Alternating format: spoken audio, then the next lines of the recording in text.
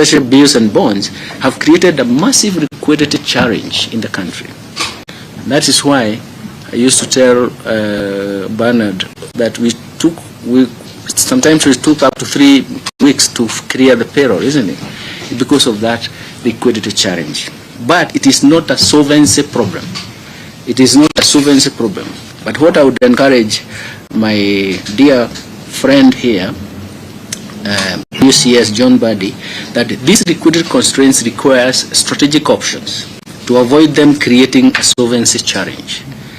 This requires a very strong signaling approach. The third point I wanted to make is the cost of living and high taxation debate are just symptoms of two facts in the country. First, poverty and inequality after layers of negative shocks have persisted. So what we hear is actually not high cost of living or even taxation. It's actually poverty that has hit the country so hard after so many layers of negative shocks. And the second point, the second fact is unemployment, especially with the youth. So the government worked on the production and productivity in food production side space, and food prices declined drastically. The second, the government created and developed the G2G petroleum products purchases, which was a very, very important PPP, and especially coming in during the global dollar shortage period, and fuel prices declined.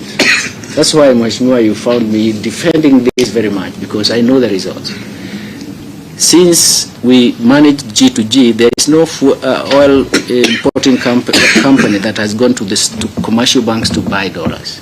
So the success is not to be seen as declining fuel prices, but actually creating a different market for foreign exchange, depending on the foreign exchange buying when at the retail level was creating a distortion in the market.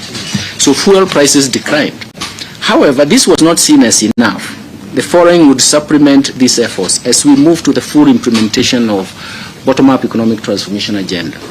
First, a strategy to generate employment through domestic manufacturing and export.